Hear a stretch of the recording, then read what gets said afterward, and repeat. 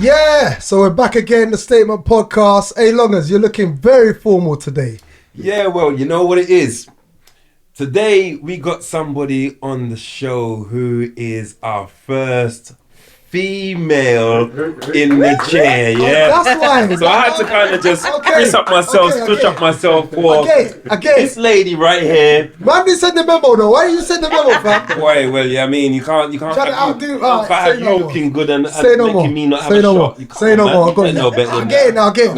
Again. Selfish, innit? So who we got today? Who we got? We got a lady who hails from Northwest/West London, who's been on the scene for a minute doing big things. She goes by the name of Lady TT.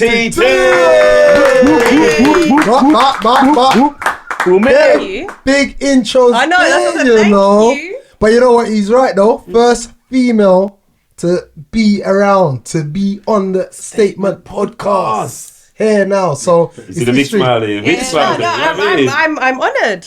I'm honoured. You right though? Yeah, I'm good. What's happening? Long time, man. I know. I was going to say, it's been a long time since we've all been in the same vicinity. At the same time. When I was on my way up here, my son said, how long have you known these guys? And I said, it's about 20 years or so. Come on. Actually, we can go straight to that point. You know? Hey. The intro. Are you sure? How? Yeah. On this podcast, we expose and talk everything. There's no editing out. So it's just straight to it. Like, do you even remember? Of course she remembers. Okay. She tells everybody the story. Okay. And I have to go and hide away somewhere. But you know what? Tell us, innit? What was the first encounter with GCrew and Lady TT? Oh, GEnts. In your words. Oh, was it GEnts sometimes? GEnts, yeah. GEnts. Well, it was. I think it was just the transition time. So it was GEnts, and you were going. It wasn't the transition time because we was doing the DVD, so it wasn't the transition. Yeah, time. it was. No, you'd actually. Yeah, you were GEnts. And it was the times of how to be a gent, how to be a lady, and all that. Yes. And oh God, tell us. I was probably a little bit. I'm up in the club getting tipsy. Let her choose her words. Yeah. So I was in there. I was out. You know, I think it was afterwards. You guys were filming. Mm-hmm. Oh yeah, how to be a gent, how to be a lady. If you're going to this rave, how would you get dressed? And I was like, can I wear my Tims? And you guys filmed that, and then you mocked me in the video. And I remember I hated you after that. I was like, that's it, I'm going to war. Proper hatred. Yeah. No, we waged a war against GEnts after that. It was like anti-GEnts. How many of you lot was there? Like, how many of the gang, like, onto man, like, what? Anytime I see them, on site. It was that kind of vibe. Was that vibe? We're lucky, you know? You know what? We're lucky, after that, I didn't see them for years. Yeah, because you probably saw them. I didn't see them for years. You're anti us, innit? That's why. Yeah, no, we locked you guys off. Yeah, we didn't see them in the dance. No, because on the video, we saw them outside Corks. Go on. What was? No, yeah, because it was filmed outside Corks, right? And on the video, you guys said they can't come to our dance. Yeah. I blame Squeaky. You know? So we were like, Squeaky could have an impact there on that. Exactly. Yeah. Who's they? As in GEnts. Just okay. 1, 2, 3. And no, so they said we can't come. That's to what I'm their saying. Yeah, so was they because in the video when they filmed us, we were just messing around because it was outside after the club, and they said, "Oh, so if you're coming to the rave, how would you dress?" Well, so I said, "Oh, can I wear my Tims?" And so, but obviously they're trying to do this whole posh how to be a lady thing. Okay, yeah. But we weren't really listening when we're being filmed. We're not even paying attention to what we're being filmed for. As well, yeah, because it was after Corks, and Corks was, remember, it was like Wednesday, 2 for 1 and buy one get one free and all this. It was lollipop. Yeah. So yeah, so it was in between the transition as well from Corks to going to cameos. Okay. Because we was always on our way somewhere, so we're like talking, and then we're off again. Yeah. And then we see this rude video come up. We said, nah, we don't like them. We don't like them. So we didn't like GEnts. Oh yeah, we're anti-GEnts. I couldn't even remember that part until you just said it. Nah, them gals, they can't come out dance. Yeah. I remember that part. Yeah, they said that, and I was like, them as well, about 4 or 5 of them at a time. And then fast forward, yeah, because I had that no DVD interest done in numbers, you know. That DVD done numbers, you know. And I had no interest talking to these people. I was like, where's he getting vocals? No, you know, as in from your friends. Them, did you see yourself on that DVD? No, we didn't get any because I think it was circulating. It wasn't really circulating northwest. Yeah, it was circulating kind of more east, north. Yeah. So yeah, it wasn't. And remember, we weren't in a viral time then. So it's either you got the DVD or you didn't get the DVD. Social media wasn't popping like that, so it was a very different time. True. How did you see it?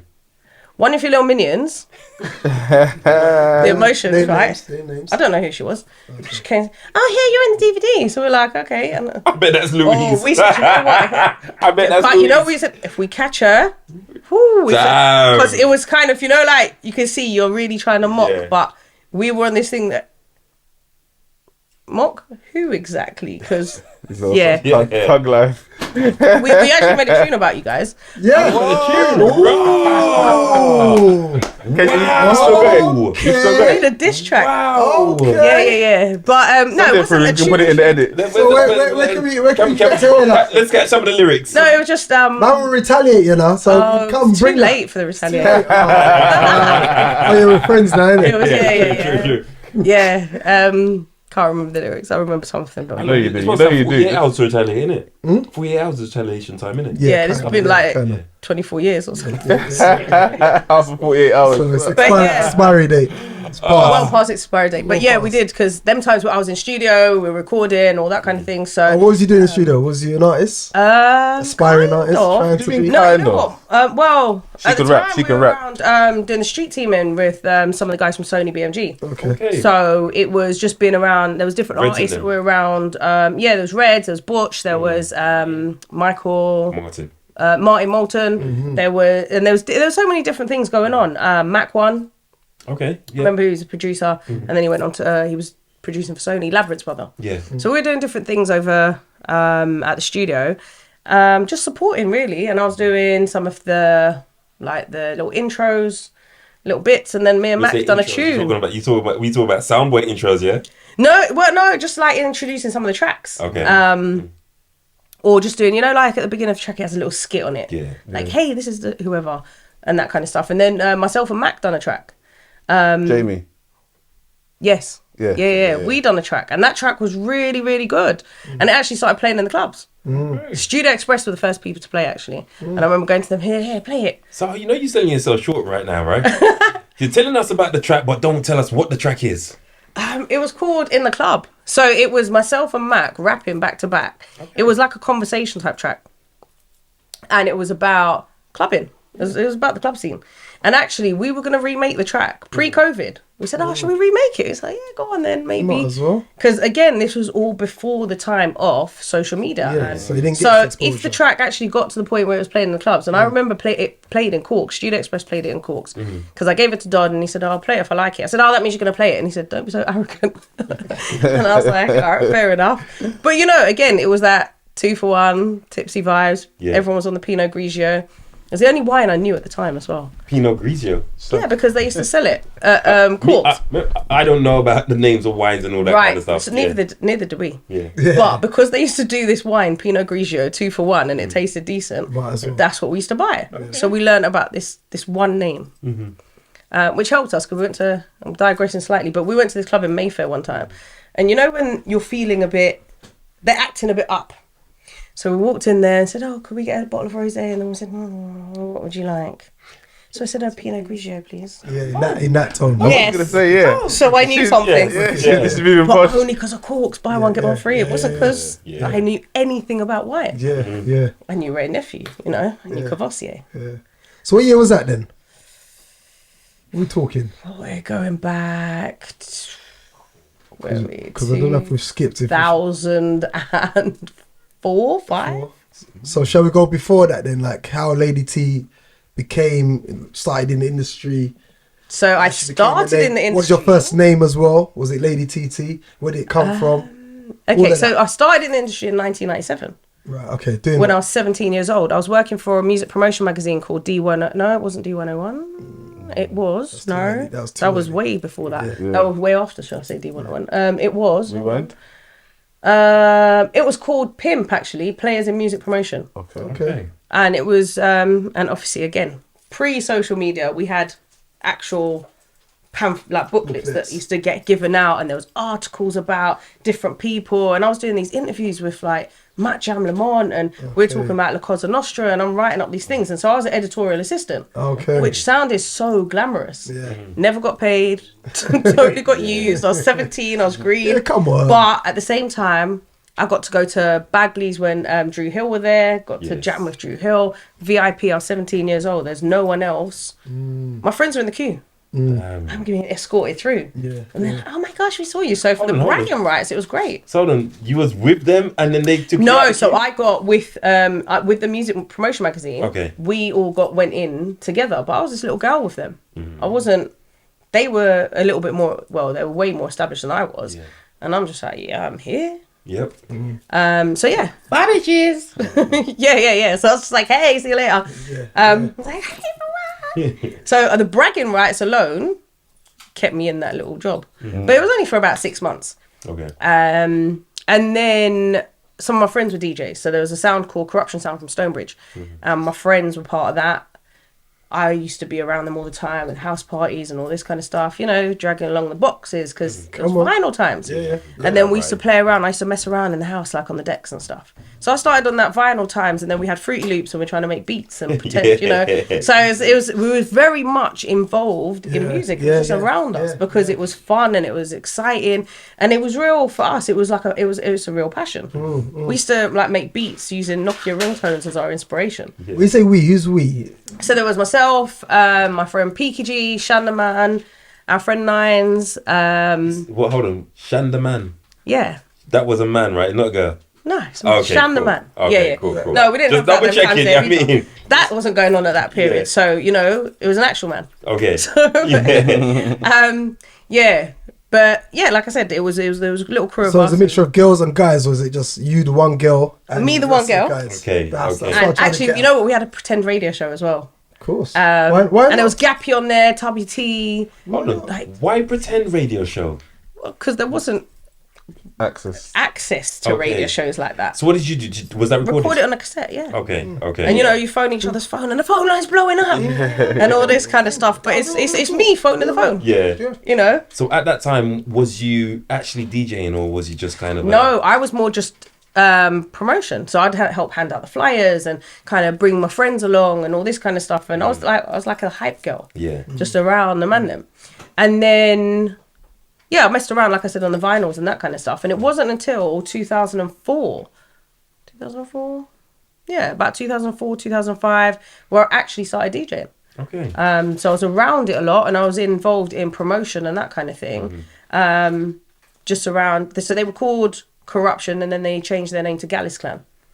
It speaks for itself. What these guys were very friendly and popular with the ladies. Get friendly with her. So, yeah, but it was. We had some great times. We had some great times. We used to have regular events. We used to have something called Thunderclap Tuesdays. It's packed every Tuesday. Packed. We used to do a Thursday night. That was in Harrow. Okay. We used to have a regular night in Camden. We used to do them pimps and hoes dances. Were pimps and tarts. They were like proper. Theme little things. We used to do a regular one in Camden. So yeah, it was good stuff. Butch Cassidy, I was around Butch from quite a long time. I've known Butch since I was like 13. Wow. Yeah. So you know, some good influences. Butch, we need to get him on it as well. I actually saw him last week, and that was the first time I'd seen him in ages. Because we did a show the other day, which was the 20th year anniversary for Kojo's Comedy Funhouse. Okay. And he came down there, and I was like, wow. Yeah. Wow. Good guy, man. Good guy. Proper solid. Yeah. And so, you know, to be friends with somebody for, where are we at now? 30 years of friendship. That's a serious accolade. Yeah. And, you know, always showing support, always showing love, always kind of, you know, got my back. Like, again, like, there's people who are in the industry now who I've known for a long time. And we're still there. Sean Powers, another person from the early days up until now. You know, a lot of these people have been around my career through the period of going through just being around, promoting, just on a very casual level. Then started DJing, and that just happened where one of my friends, Easy, he had a rap show, so it's a late night rap show. And he said, "Oh, come along and play some of your stuff." He was playing East Coast rap, so this was a hardcore, and I mean a hardcore. Dirty, dark rap show. It was, the graveyard shift. That's So what I was going to say. What time? Yeah, midnight till 7 a.m. Okay. So from midnight till about 5, it was just hardcore rap. And then from 5 till 7, kind of lightened it up and played. Sorry, what station you said it was? Juice FM. Oh, juice. You know the funny thing about that? My first station. Was it? Yeah, that was my first station before I went up to Station FM. Yeah. Okay, yeah. It was Juice just, FM. it was just way out of the way. Patrick J and Brandy. Yes. Brandy, It was just way out of the way for me being a North Londoner. So when I got on Station FM, it was just so much easier for me. Do you know what I mean? No, Northwest has a different kind of like radio circuit as well. Yep. Like, when you go up there, like, the difference of when we're up here. Like, they have a different radio circuit and a different, like, religious. There was a guy that used to play slow jams in the morning on the Sunday. I don't know, you probably know who I'm talking about. What, on Juice? I can't remember what station, but, like, everyone in Northwest kind of listened to the same stations as well. Like, my man set, they had, like, there's a culture in Northwest, like, there's, you know what it was? There was, I don't think it's the same anymore, but radio's not the same anymore. But there's that camaraderie. So everyone's around and it's very involved and engaging, especially like that time of radio. Juice was firing, 2004 to probably about 2007, 2008. How far did it Juice go? was really firing.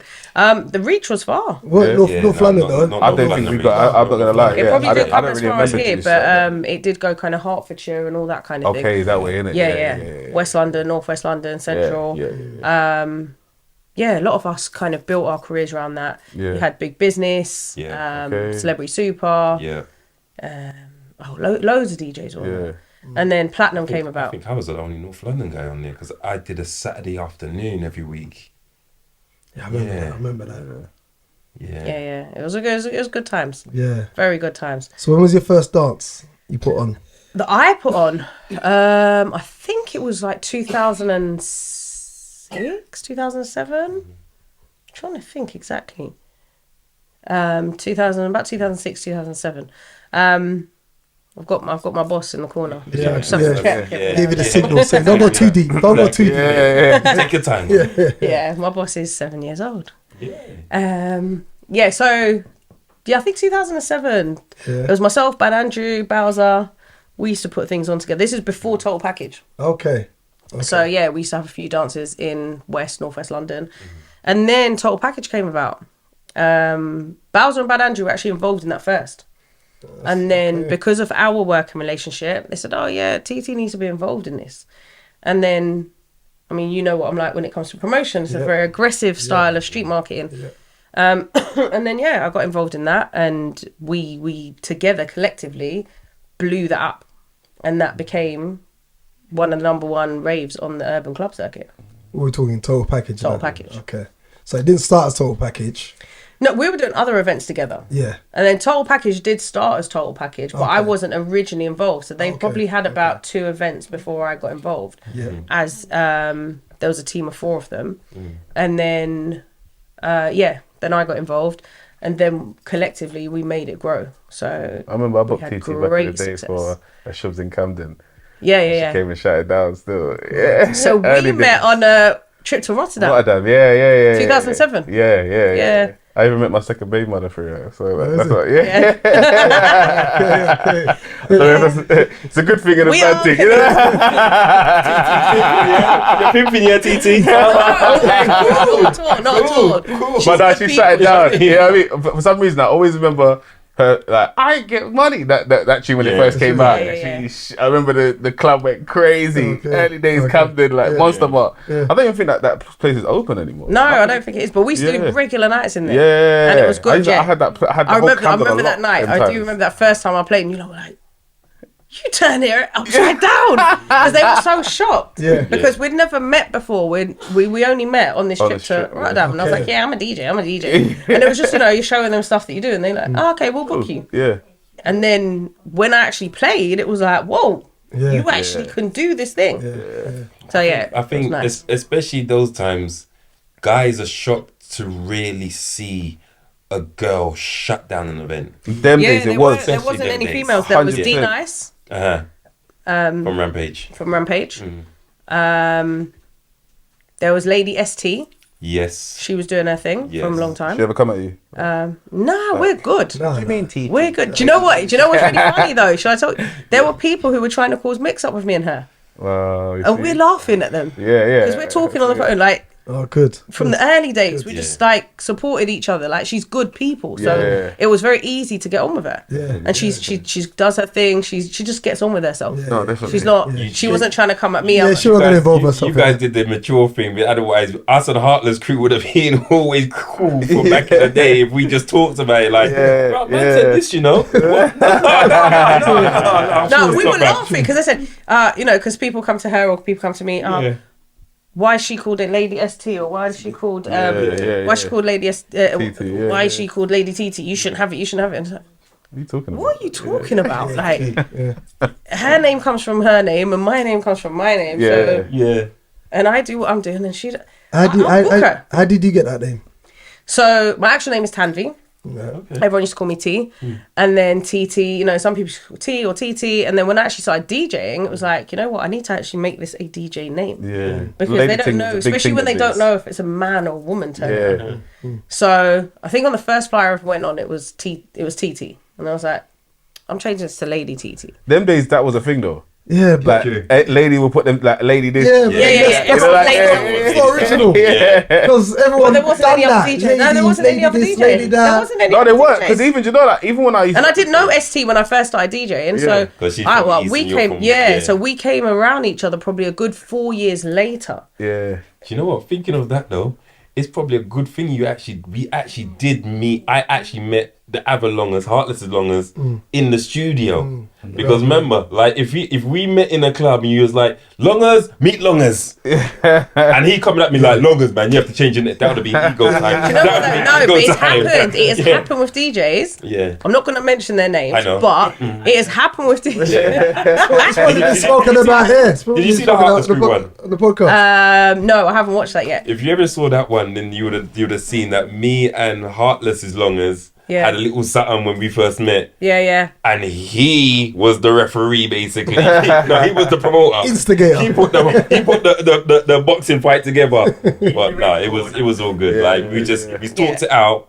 None of us backed down, and that was it. That's Just it. keep your Yeah. names. Yeah. Yeah. No, there's other Like- DJs who've changed their names. Yeah.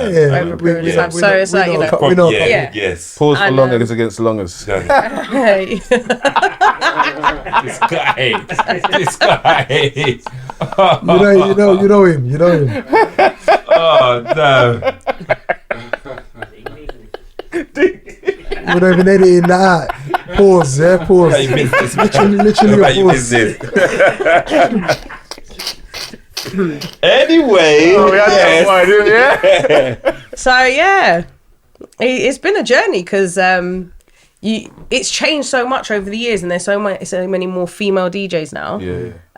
It was easy. You know, like even when I was with Brown in the Moonlight. See, like if you're trying to get other people to be interested in any other DJ, them times they weren't interested. But as soon as I show people TT, they're gassed because they want, oh, she can DJ, yeah? And then they see her play and they're Moonlight like, used to book me all the time. yeah. See what I'm saying? So what was the event?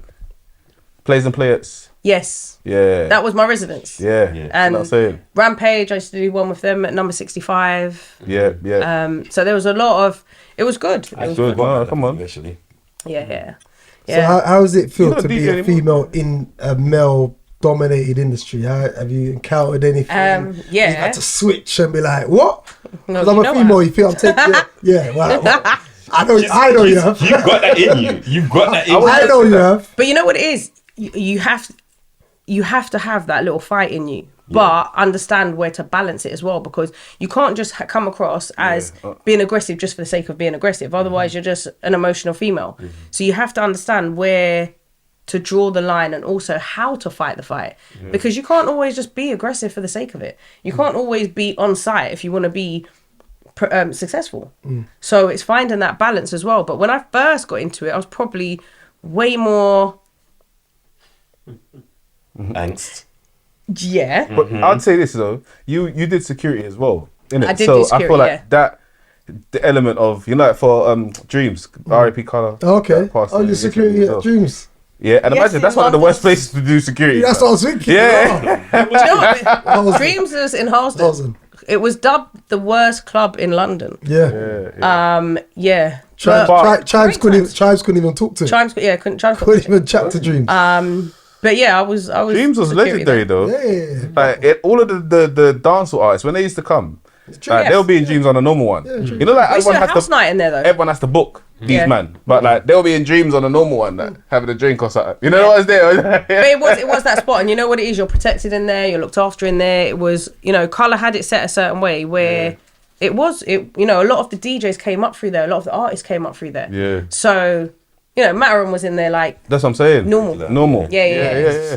Little spot. You know, so it was. We've all got a lot of fond memories of Colour. Yeah, And he, that you club know, is still legendary. Even like for people that was out there, that was like the after party for us. yeah. You know, like when everything's finished, you know, you can go down to Dreams.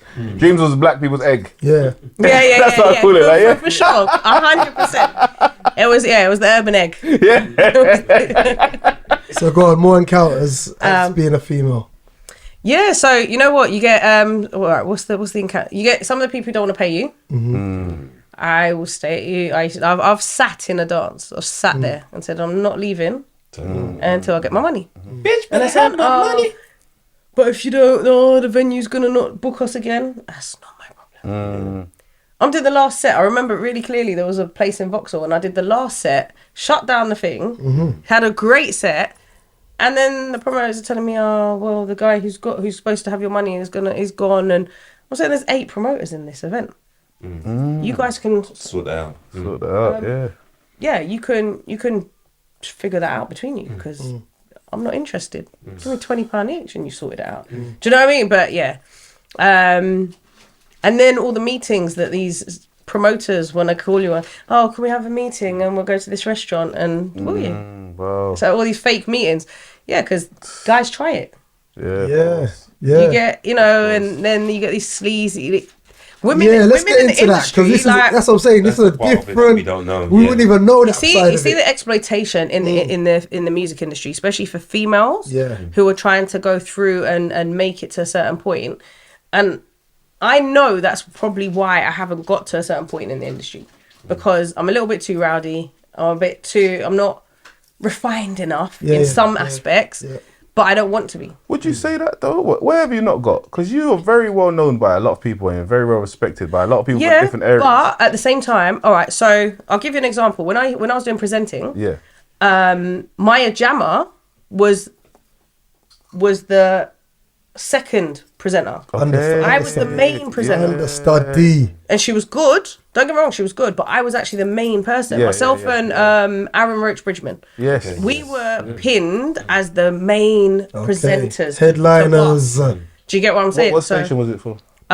So I was doing it. It was UK Chocolate Magazine. Yeah. And at that point, I think Aaron had just gone over to SBTV. Okay. Yeah. But he was still doing stuff with UK Chocolate. Yeah. And then I was their main female presenter, and they were saying to Aaron as well, like, "Yo, she's gonna give you a run for your money, you know." And yeah, I mean, it's on YouTube. The video's on YouTube. You see Maya on it, you know, back in the day. And I remember thinking, "Oh, she's so lovely. She's so," because she was just like. She was cool and just beautiful and humble with it. So it was nice to kind of see that.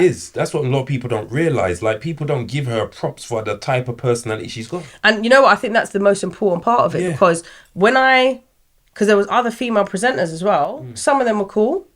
Some of them were a bit up themselves. Yeah. And they were actually hating on her. There was a couple of them that were hating on her. But she was naturally she's gentle, you know, in her way, in her mannerism. So then to see her really make it, I was like, wait, that's you from there. Because it wasn't, I didn't put it together for years. Okay. And I was like, wait a second. And then I saw like Poets up there, and Poet was new to me them times. So there's a lot of people who were very new at that time. Poet's from North London, innit? So he was kind of probably a bit more off your radar. Yeah, well, I did this interview. I covered. Well, right? Yeah. I figured it all out. Yeah, but he's got real lyrics. Yeah, like you exactly. know, he's a word artist. Wordsmith. Yeah. So so there was a lot of people that I interviewed on it was Channel U. It was their Christmas party. I think it was between the Channel U, Channel AKA times. Yeah. But But yeah, and then everyone busts, and I was like, whoa, look at all these people. And I remember I think it was on Channel 4 or something I was watching, and Lady Lisha's there, and Poet was there, and I was like, I was with you guys once upon a time. Do you know what I mean? Did you keep going, or did you slow down yourself though? I slowed down myself, That's what I'm but saying. So maybe I was kind of pursuing different things as well. So I started doing youth work. I started doing mentoring with young people, particularly around the music. I was using the music to engage young people. That was kind of, it became one of my primary focus. Then when I had my son, I totally came off the circuit because I wanted to focus on that. But I always said, from I had a child, I do not want to be doing the same things. I don't want to be out DJing all the time. I don't want to be out all the time. Especially with a young child, you don't want to be doing all that kind of thing. So, yeah. But your hosting skills are still up there. I love it. To be fair, I just like talking. So. But I don't think who's like, it just takes like that. You know, like some people say it takes 10 years to be an overnight success. Yeah. And what that means, innit? You know, there's a lot in that means in that 10 years. Everyone just sees the overnight success. You get what I mean? And you know what? I said it to somebody the other day. So I have an artist that I'm working with at the moment. And I said, look, we've got to build a team around you because there's a lot of things that I've been working on for a long time and they're all coming into fruition now at the same time. Exactly. So my time is going to be limited, but I don't want to neglect you. But also, I don't want to hold you back because you're waiting on me. So let's build a team around you that can do what. So is that artist development or is that management? That's management. She's good. She's got what it takes. The first time I heard her, I was like, I need to work with you. You holding out on us again, you know? You holding out on us again. It's all coming. It's all coming. Oh, so no. Her name's Misha. Her name is Misha. On Instagram is Misha Official. She's got some new music coming out. She has got her she's got her first. We launched her debut single earlier this year. She did actually open for Horace Brown when he was here. Okay, so she's rapper or singer? Or rapper singer? Singer. Okay. Singer, yeah. But she writes all her own lyrics and she's got good depth of lyrical content. Like I said, I've been in this music game for like 26 years now. And I can hear the artists when they're, you know, I remember hearing Nines the first time I heard Nines. And we used to play his track. He was like 14. And we used to play his track every week on radio. And I remember saying on radio, and I think I've got it on tape somewhere, you guys listen out for this guy, you know? He's the one. And then, you know, years later when it happened, I'm like, why didn't I stick by you closer? But we're still good. We're still, you know. That's like kind of like Chip though. Yeah. Because Chip was well in school when he was started to really like push himself out there. Definitely. And he just didn't stop. Yeah. Yeah. But even K Coke, you know, from the early days. But that again, that was when I was rapping and Yeah. She was in USG. I mean, that's what I'm saying. She was outside. yeah, was outside. yeah, first lady of Suspects. You get me? You know what I'm saying? He actually wasn't on my radar for a long time. Yeah. Yeah, he wasn't on my radar for a long time. Yeah. Who was it? Yeah. Still digress though. He was getting to the part of the sleazy bit. Then we've interrupted. Oh yeah, this And one. we've talked about Yeah, everything so else. you know what? There's a lot of guys in the industry Right, who come on. This is the part. DJs, promoters, This is the part Dagz wants Come to on, hear. face Expose it, promoters. expose You know, it. like, do you know how many? I still get it now. Oh, I've got this idea. Can we meet up? And I'm saying, look, put it to me in a proposal. Yeah. Send me an email. me. Yeah, send me an email proposal, and then I'll look at it and see if that's what I want to do. Yeah. So, can't we just meet up? I'll show it to you on my laptop. I've got a presentation. Email it to me. Exactly. Yeah. Send me the PDF. Yeah. Show me you're serious. Right. I'm still waiting for emails from like 5 years ago. Yeah. And I'm not gonna just run and jump to go meet people. So how many did you have to meet till you worked out like these guys are full of SHIT? Do you know what? Not a lot, because after about 2 conversations, you can hear direction. So you talk to a person a couple of times and you can hear, you keep misdirecting this conversation. You keep going this way. Yeah. Whereas, your boyfriend must not like me phoning you late at night. Oh yeah, cool. What's that got to do with the conversation? For you to say, I ain't got a boyfriend or I have got a boyfriend. No, that's it. But I'm very elusive with that, because I've always been a little bit elusive around that stuff, because in the industry, and this is a fact, and I say it to a lot of the male, like my male colleagues that I work with, the elusivity allows you to maintain a little popularity around you as well. So when you've got people coming to the raves and all this kind of stuff, just keep your private life private. Basically, it's the mystery. Because we've all got fans. Let's be honest, you know. So you've got your fans who want to turn up. It's better to keep the mystery with them, because some of them might not turn up. I know people who have not turned up to a rave because they're like, oh, you're in a relationship. Oh. I remember when I had my birthday rave in 2015, I was 5 months pregnant. And because I told someone, oh yeah, I'm pregnant, having a baby, they didn't come to my rave. They didn't talk to me for 2 years.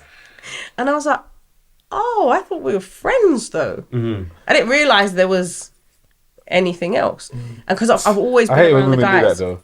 I hate it when women do that. And you're like, your friend, yeah? And the funny thing about it is, it's weird because He's my friend! No, but you know what it is? I've grown up. So I'm the only girl in my family as well. So I've got a brother and all my cousins are boys. And you used to roll with bare man. And I used to roll with man all the time. Yeah. So to me, being around the guys is just so normal. Yeah. And you know what it is? You get a reputation as well. Yeah. Don't get me wrong, I've heard all the stories about myself and I'm like, bro, my life was interesting. I didn't know that. It wasn't even half as interesting. Yeah. But cool, all right. Yeah. You know, I got to the point where I'm just like, yeah. Oh well, you can't get him because he's mine, then, innit? Well, because you said that he's mine, so. Cool. Yeah, no, I got to that point where I'm just like, yeah. Cool. All right, cool. Yeah. And I'll wind you up because if you think that's what it is, it's gonna be that in front of you. So it's, yeah. It's fine. I don't care. I know myself. It's fine. Do you know what I mean? So yeah, it's always interesting how people can judge, people can misjudge, but then also, like I said, you've got the people who try and misdirect everything. And ticket sales. You know when we sell paper tickets, you get these people. Oh yeah, can you come bring tickets to my house at 11 o'clock at night? I'm like, yeah, no. You can come to the ticket outlet in a reasonable hour. Or I've had I used to have one guy. He used to stalk me. So I didn't know what he looked like, apart from when I found his Facebook profile. But he would go to an event and then he'd message me afterwards and say, oh. So MSN, he found my MSN. He used to message me on Facebook chat. Remember we used to have them pop-up things that you used to find? He got my BlackBerry at one point in my BlackBerry pin. Wow. Yeah, he was really active with this. Really wanted to know. And he said, "Oh, you look really nice yesterday." And I was like, "What?" I said, "Why didn't you introduce yourself though? Why do you keep coming to the events and you don't ever say hi? Because that doesn't make sense." Oh yeah, but you're busy talking to everyone. So. Yes, it's my rave. Total package times again. So yeah, those things I find really creepy and weird. But then you want me to drop tickets to your house in South London at 11 o'clock at night. But when I'm telling you, oh, I'll send one of my South London. Goons, yes. No, so I'm saying I'll send one of the South London ticket people to you. Oh no, if it's I don't want it unless it's you coming to drop it. All So right. 11 o'clock at night in your house. Tomorrow. Yeah. Daytime Tomorrow. hours. I'm not around in the West daytime. End, outside Hippodrome or something like that. Outside the police station, yeah. Exactly, yeah. Exactly. Yeah. You can meet me at the police station, any one of them, you pick. Exactly. So stuff like that. So it's nothing that you can't really handle, really. No, it's not. You know what it is? You just have to be in tune to it and understand. You know what? Yeah. People aren't always as genuine. But if you know that you're out late at night, you know that you're doing these ticket runs and all that kind of stuff, just be a little bit more aware. And I was always conscious of that kind of thing. Especially if I was going out. Mainly when I DJ'd, I would be with people anyway. But if I was DJing on my own and I'm walking back to my car, I was very conscious of that fact. But I would probably get one of the other people, like one of the other DJs, to walk me to my car, or to get somebody to walk me to my car. And again, it causes a little bit of reputation. Oh, why did they walk you to your car? Oh, you must be involved. I'm like, no, I just wanted to be safe. But cool, whatever. It's crazy. You can't walk with someone with the opposite sex without everyone saying, "Oh, that must be your man, then, innit?" Yeah. And I'm like, yeah, all of them. All these DJs that you see on stage, you see the whole lineup, all of us. I own them. Yeah. And it's funny because I was talking to a female DJ just a couple of weeks ago, and she's getting, this little backlash, and I'm saying, it's not new. Yeah. But you're going to have to deal with it. Just say yes and carry on. Because if you argue with people, they're just going to find more argument for you. So you might as well just say, yeah, that's me, and get on with it. And then 2012, 13, we UGT. was daily in contact. We were. Weekly meeting up.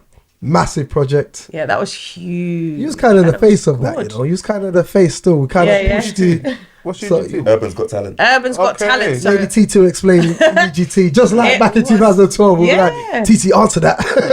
Doing that. But it was so UGT, Urban's Got Talent, it was a multi-talented show. So there were different kind of acts. It was a massive stage show. We took over Troxy. It was How many people, man? How many people? What do we have? 3,000 people. Come on, Yeah, man. go on. Yeah, Come 3,000 on. It's people. not a joke. We have 500 Come on. seated. Yeah. 500 seated. So, yeah. It was Big thing, big thing, big thing. 500 seated, like for food. That was- Those memories, isn't it? That must have been. oh my gosh! Do you know the Stress? biggest joke? So I'm just gonna honestly talk about it because it really happened in real life. So we had partnered with Cottons to do Cottons The in food. Islington, was it? Islington, yeah. Islington to do the food. Yeah. Andrew And McIntosh. do you know what was so hilarious? So years later, you know, I've had a restaurant, and I put an advert out for a chef. Guess whose CV landed in my inbox? Told me. Yeah, I phoned you and told you. Yeah, the CV landed in my inbox, and I was like, Andrew McIntosh got. No, Hell no. I remember I had to go to them lot. So yeah, so we had this whole thing. It was a massive show.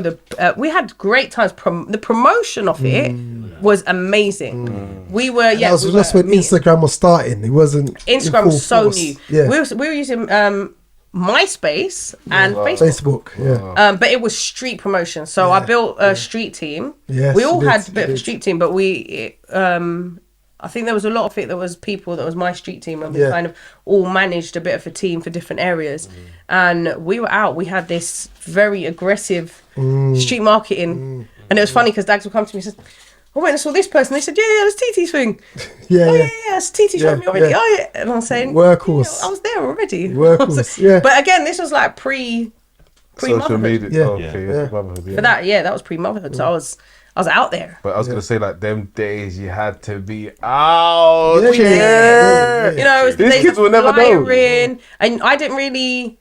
I don't mind flyer packs, but I like flyering myself. Yeah. And I'm vocal when I flyer, so you Yeah, talk yeah. to people, It's a you get out networking there, thing, and innit? yeah, it's there's a way of. But these doing kids will it. never know what I'm saying. The how it was. Like no was sleeping and fun. Red Bulls. So big You up know the when whole you're outside? UGP team, innit? Yeah. The team was So amazing. what happened? How did the night go? Like, You know, I did you make? don't even remember who was make the whole peas? team, but I remember you had a big There was team. us, there was Ben, Charlene, Charmaine, Squeaky, Squeaky, Tongo, Tongo, Chris. yeah, So many names, Kelly, man. yeah. So And many we're all names. in touch, I think. Yeah, We're still yeah. in touch. So Meeting up at it's the office, kind of weekly. Was there Going funding through behind it, or people. you lot just put your own money? No, this was us. Funded. You lot funded it. That's amazing as well, man. You don't have to mention these things when you say Troxy. Yeah. You can't. You know what I mean? Yeah. Took over my life. Like nothing else. Serious. Nothing else. Yeah. No, it's yeah. all over all of us. Yeah. I went on holiday to Jamaica, and I had like flyers in Jamaica. Yeah, on the sand and all that. On the sand and all this come on. stuff. Come on. Yeah. Took over We everything. were, that promotion was very. It went well. It went well. It was So very who was very performing? good. Okay, that's a good point. He was performing. We had like what they called rough copy. Yeah. Is it rough copy? rough Yeah. copy. So they had Old just school. been on. Yeah. What is it? But they were Britain's Got Talent or X No, Factor. it's X Factor. X Factor. Yeah, they just were been on brand X Factor. new. Rough New. copy. I'm thinking of rough ends. Sorry, man. Yeah, no, Yeah, no, no. offense. Oh, you're we, going way back. So we use acts that was on TV, maybe gonna be on TV a month later. And ready to month bust. before. Yeah. Big. So that's the acts was kind of choosing. Yeah. So But then we had like sword swallowers and fire yeah, breathers. fire and, people. You know, like, so it was kind of like magicians. Early days. circus meets Britain's Got Talent. It was probably, Yeah, this proper. was before Britain's Got Talent. Yeah. But it was that kind of Britain's Got Talent type of show. No, I think Britain's So- Got Talent was already out. It was already like just kind of fresh at that Or time. in its, but- yeah. Are you sure it was maybe in X its Factor or infancy. Pop Idol them days though? No, I think Britain's Got Talent was out. I think It might have been. Yeah. Okay. and it was like mixed with comedy because Ben used to do and every Sunday. Love to laugh. Love to laugh. Yeah. So I didn't know that was Ben's event actually. yeah. I was a resident DJ. Yeah, so we put that all together and just Oh, yeah, created we had a Chris Brady there as well. massive showcase. It was massive. Yeah. But we got let down because of the food. Yeah, so the food situation now. So there was myself. Oh, Esther. Yeah. Can't I can't forget. Right, Esther. so myself and Esther are running the VIP. We're running the food area and Shout all out this Esther, stuff. man. Oh my gosh, yeah, that's like, That's and the best name you've seen for a while as well. yeah, and you see Andrew. This is Macintosh. when there was two things he did that day, and I was like, I'm going to turn this man inside out. He was rude to my mum. So, is that the chef? Yes, the Yeah. chef. Okay. And see, when that happened, I was like, Ben, you better go deal with him. Do you remember? I came to you lot and I was like, I will turn over all the food in here right now. My mum said something very simple to him because he was supposed to sort out the food for all the staff. My mum and dad were there. They were helping. My auntie was there. Like it was real. We all had people helping. Yeah, proper family sort of vibe. Yeah, because we were doing the cakes. Remember, we were doing the cakes. Charlie was doing the cakes. So for all the birthday packages, we had done all these cakes. We'd done these cookies. We'd done, so everyone was chipping in. Because it was such a big deal to us. Our families were backing us as well. And then you're rude to my mum. That made no sense to me. And then he wasn't doing what he was supposed to be doing. Then he was rude to Esther, and Esther cried. I lost it. I said, don't talk to him. I said, hear what? Don't talk to none of my staff. Talk to me and I will talk to them. But this is what you're going to do. And he messed up service anyway. Yeah. But then you're arrogant with it. No, but they say that the chef is a cool guy out of the kitchen. But when you go in the kitchen, it's a total different But he wasn't delivering. Yeah, I had Cottons in Islington had a very big problem with in getting like I heard a lot of. And we're not snooing you, Andrew. We're not snooing you. And I'm just also going by hearsay. I like, do you know what I mean? I heard a lot of slightly people go down. No, but the fact of the matter is, you know what it is as well. We didn't get an hour and a half and for the no, food but the food was coming out cold. There remember, wasn't enough food ready, and it's pre-ordered. And what are the ticket prices? This weren't ticket cheap. prices were like 55, 60 Yeah, pounds. weren't cheap. Taking ticket price of people, including the food. And you're going back about 10 years for tickets to be that price. So we are, and to get the fact of the matter was the food was pre-ordered, so we knew all of the tables orders in advance. So it shouldn't really be. We shouldn't be in a situation where you are not being able to have 20 jerk chicken out and 40 curry goat. In such a big venue, you had one chef. No, because he was the caterer. Yeah. So he had his catering team. He provides his team. So, and at that time, I'd been around catering, so I kind of had an understanding of certain things. Now, in hindsight, when I look at it, I'm saying, I can see everywhere where you flopped. Yeah. Because I know exactly how to run this service. No, I've done catering bookings for 1,000 people now plus. Wow. So to see you couldn't handle 500 people with a pre-order, I just look at it now and say, you flopped. And I'm not trying to be disrespectful, but the impact it had on us. That's why it's not happening now. That's why it's not even happening now. It's because of the food. It was only because of the food. So and the amount of refunds we had to give because of the food, it had a huge financial impact on us. And then even when we done the second one, the food flopped. It was the food service again. You did a second one? Us. We did a second one. Troxy again? Yep. Wow. Troxy again. And that time we had sat down with learning from experience. We had sat down with a caterer. We had told them all the previous issues. I went through it with him exactly of how the service needs to run. Just have it out in chafing dishes. Have all of the food prepared. They didn't cook enough rice. I'm saying, but you know this in advance.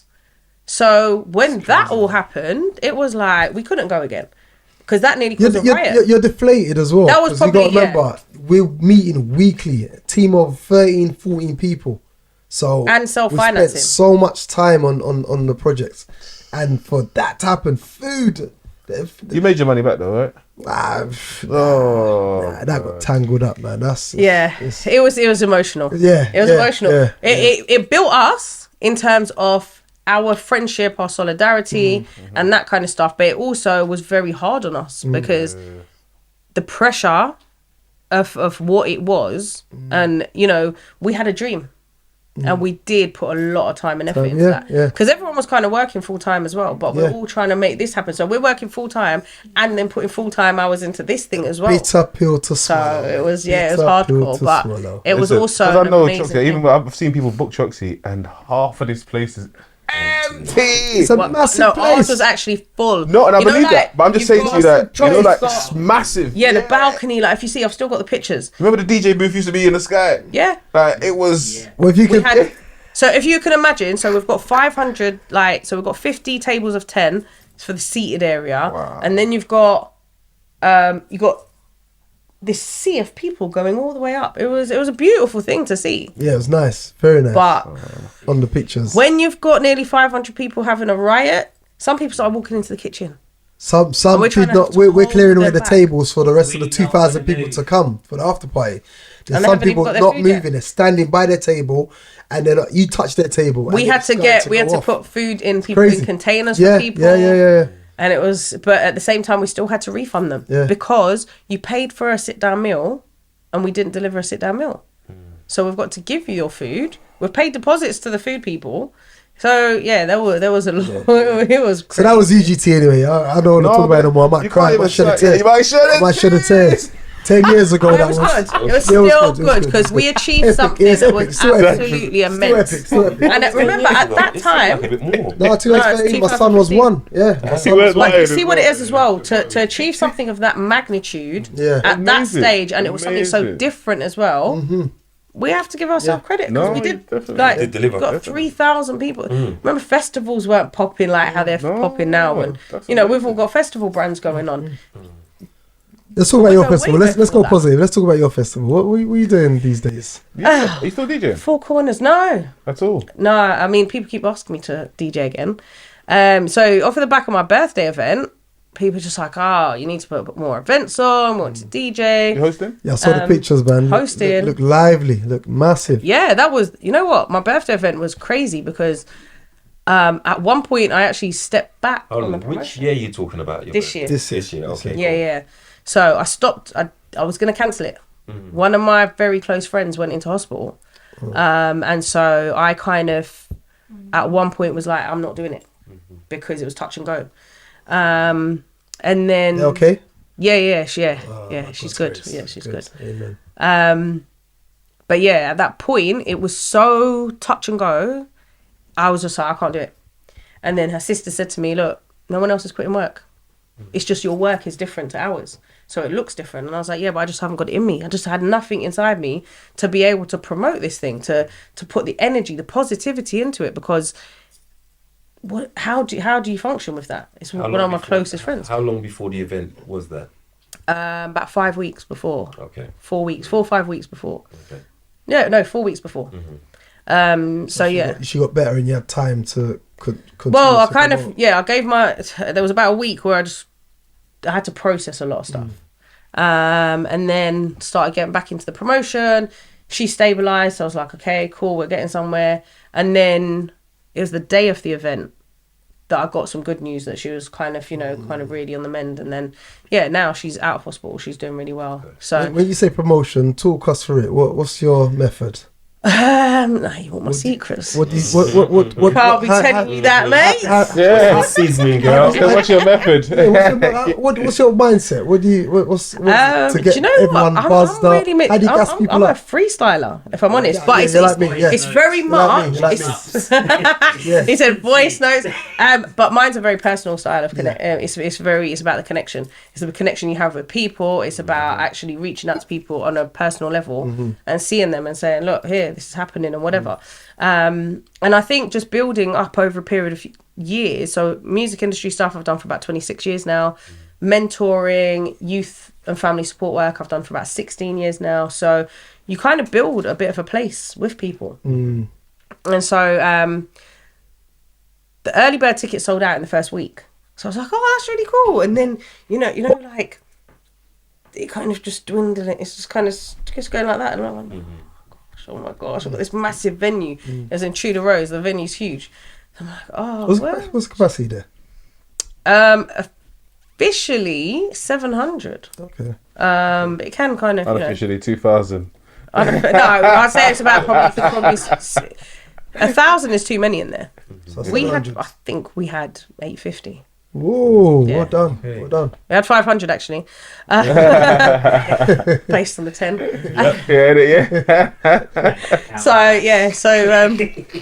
I lost count after. Well done. Yeah. But no, it was a really good event, and it was my birthday events always charity fundraisers as well. Okay. So we were raising money for United Borders and for a new charity called Ents Unique Families, which supports special education children with special educational needs. Nice. Particularly from our backgrounds, because there is a big difference. I wanted to do that a minute ago, but well done, Loggers. So with what we find a lot in especially in education, that children from our backgrounds aren't getting the same, or families from our backgrounds aren't getting the same advocacy, the same support. They're not getting the same respite. So our families are then more pressured. They're going through more stress, or our children are being labelled. and not getting the support that they should get.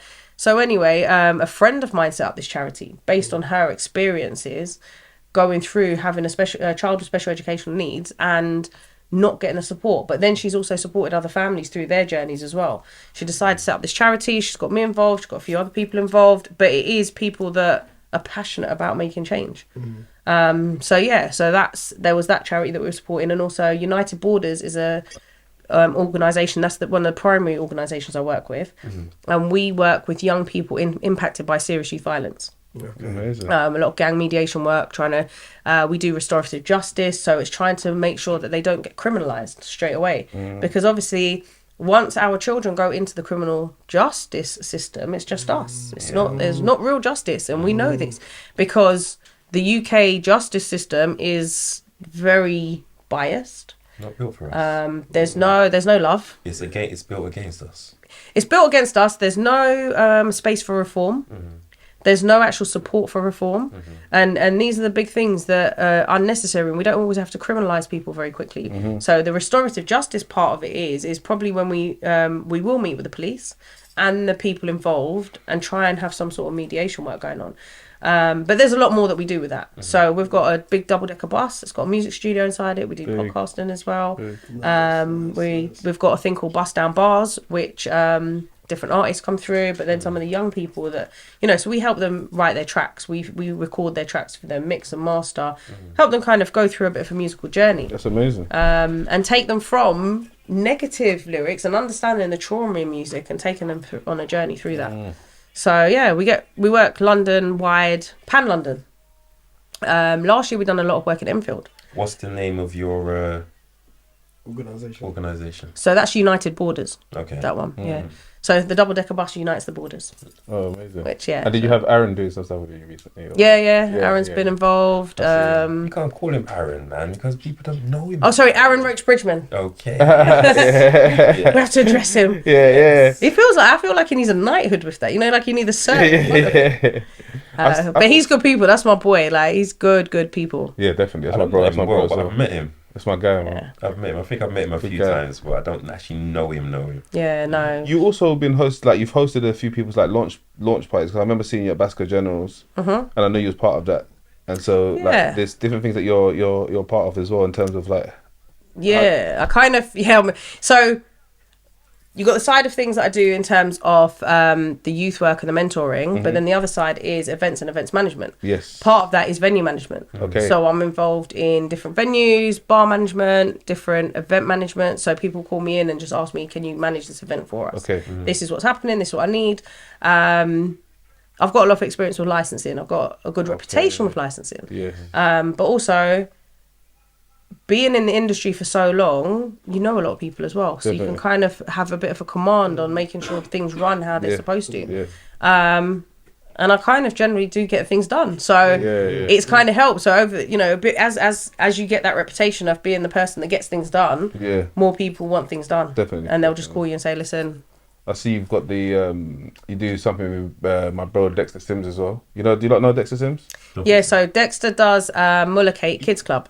Okay. Yeah. That's based in Croydon. So I used to do cooking workshops with him. Yeah, that's what I'm saying. Yeah. That's to do the cooking, kids cooking workshops. So yeah, it's really weird because I do lots of different little things, but they are connected. They are very connected. And you know what it is? I've got ADHD. I figured that out over. When we were in school, that wasn't a thing, but over a period of time, I'm like, you know what? This makes sense to me. So, and Esther's doing a lot about this kind of just being neurodivergent. Wow. So learning, I learned it from her. But it's about this whole journey of different, all our differences. Yeah. And it's cool to be different. Yeah, it's fine. Once upon a time it's a label, and now it's like, actually I can help manage myself better because now I know my diary management is the thing that I need to make sure I'm on top of, because otherwise I'm going to forget. I'm gonna forget. But if it's in my diary. So over the years, it sounds like you've been underestimated so many times. Do you find you still get underestimated? Probably. There's part of it. I was having this conversation with one of my friends, and because I feel the same way about them, that they're very underestimated. But then we're not people who say, I do this and I do this, and you just kind of get on with stuff because that's life. You're going to get on with stuff. I think when you're really that person in real life, that moment of me becoming popular out of nowhere doesn't really mean anything to you. But also, it's not the me show. It's not on the popularity side of things that I'm talking. You know what I mean? See, like, you know how people consider blow, Like I'm just saying, he blew or whatever. It's usually from someone getting a lot of promotion at once, or like, they had a moment or something like that. But you see, when you you see like yourself, long as like no one could ever tell you that you haven't seen what you've seen, innit? Yeah, you get what I'm saying to you, but you're very humble. Yeah, you're very humble. But someone might say, that DJ's bigger than you, but you'll know that. Not really. But you understand what I'm saying? You know what it is? They're busier. Yes. They're more seen. And this they're is more the thing. seen. There's but people who are busier on social media, but then there's people who are busy in real life. Yes. That's literally what I'm trying to say. In any given day, so today, like I've been getting over a cold. I've had a cold for the past 2 days. But I've still managed to make sure that 2 charities got their food sorted out. I've still made sure that, there's things that were happening. The admin got sorted because I've got a business that I run. Made sure that, the job vacancies were fulfilled. Made sure my son ate. My boss. Made sure you turned up to the podcast on time. Made sure I came here on time. There was one of the charities that we're just providing some food for them. But somebody had forgotten to do one of the food, or they didn't realise that the food service was for today. So it's just getting that done last minute. There was another charity event that's going on, but the caterer was acting up. So I was like, right, forget that caterer. Let's get another caterer involved. So there's still things always going on. But unless you're actually going to say, hey, guess what I did? Guess what I did? I can't do that all day long. I'll be exhausted. But that's not my style. Whereas other people can say, hey, everyone, this is what I did today. Guess what I did for the people? Guess what I do for everyone? I do this for everybody. Yeah, exactly. Looking for props. Yes. You're going to annoy the hell out of me if you do that. And I can't deal with that because it's not the me show. Do you understand? And I don't even know how to do that. Yeah. It's not you. Nah. I'm here to do what I'm supposed to do, and I can tell you what I'm doing. But I have to force myself on Instagram. I have to force myself to post sometimes because it's jarring. From a different time. Way from a different time. I need a 20-year-old, but on my side, who's going to say, "Hey, I'll do your social media for you." This is what you should post. Yeah. You're quite close with GGB as well. I know you lot do some big events together. We do Four Corners. We do For the Soul, and then we do other smaller bits. Talk about Four Corners. Four Corners. How did you get involved? And what is your role? What is my role? So GGB will call me the heartbeat. I have a multifaceted role. A lot of it's involved behind the scenes. I do some of the promotion, but to be fair, the team is really strong with the promotion side of things. So the team is incredible, to be honest, because we all really get on and we can annoy each other, as anyone does, but we can also have those honest conversations. Say, listen, you're really annoying me. I love you, but you're annoying me, or whatever. We don't really say that part of it, but it's like, look, this has to get done, and this has to get done, and everyone just has that conversation. It's like, okay, this is your bit, that's your bit, that's your bit, that's your bit, and then TT, can you do this? And TT, can you do that? And I'm like, yeah, cool, because we all understand what our strengths are, and we play to those strengths as well. And what I do like about it is they do appreciate my role in it. And they don't downplay me as the female involved in what we do. So yeah, there's myself, GGB, Shortman, Far Right, and Renee. And it started when? What year are we in? So 2019, I think, was the first one. I thought it was lockdown. No? Went after lockdown? I don't even know. I don't. Yeah, it feels like it's. No, actually, it was after. After lockdown. It was after lockdown. Because it was when my restaurant. So 2021. 2021. It would have been 21, I think. Yeah. So I got involved in the first one. How many's gone so far now? 2021. 3. This year's 3. 3, yeah. Yeah. Okay. He's lucky to get 2021 as well. Yeah. Yeah. Because it was in that window, where there was things allowed. There was a window of time where there's some stuff allowed, and then it was not allowed again, and it was like, huh? Okay. Yeah. It's almost like whirlwind. Dog racing, they're in that little box, and all of a sudden they open up the box, and everybody goes running out of it, kind of thing. It's like you came out the box. Yeah. Yeah. And then Then it closed up again. Yeah. And then we were open again, and it was I think we've had a mad whirlwind of times in terms of entertainment, hospitality industry. Yeah. So what was you doing during lockdown then? How was you feeling? If we can go back to that feeling. Okay, so I remember because you're active, innit? You're quite an active person. Your brain's always ticking. Imagine they said, TT, you can't go nowhere. You got to stay in your yard. Do you know what? What are you gonna do? So I opened my restaurant in 2018. Tell us about your restaurant. So it's called the Cake Tail Club. The cake. The Cake Tail Club. Very nice logo. Tell or sell? Tail. Okay. So cakes that taste like cocktails that taste like cakes. Very unique spin on food and drink. But then we had a very strong savoury menu as well. So it was when you said a unique spin of food and drink, is it like a lot of drink inspired food? So we had rum punch chicken wings, dark and stormy chicken wings. So there'll be chicken wing sauces inspired by cocktails. Okay. There was alcoholic ice creams, alcoholic cakes. And then there was these cocktails that tasted like cakes. So all the cocktails on the menu, there was no classic cocktail. So you wouldn't see a porn star martini or a mojito, but then you get a porn star martini cake or a mojito sorbet. How did you come up with that concept? So we had a cake business from home for about 9 years. Okay. That kind of outgrew itself. So my mum said, I want a tea room. And I was like, what do you want me to do in a tea room? What am I supposed to do in a tea room? It's for like little old women. Yeah. And I said, tea room / cocktail lounge, that could work. So we started looking for a venue. And then when we found this venue, it's in between Hammersmith and Chiswick in Ravenscourt Park. So when we found this venue, it's a full-blown restaurant. But my mum wanted somewhere in the Chiswick area. So we were like, well, this makes sense then. So we said, yeah, go on then. Just why not? We've got no experience in the restaurant industry. But we've done catering and we've been in that industry for a while. So we took it on. And part of the licensing conditions was that we also have a savoury menu. So, yeah, done this whole menu concept design, met a chef. He was really good. He helped us in terms of understanding, supply chains and building a menu and all that kind of thing. We had a concept which was kind of an international food concept in terms of savoury.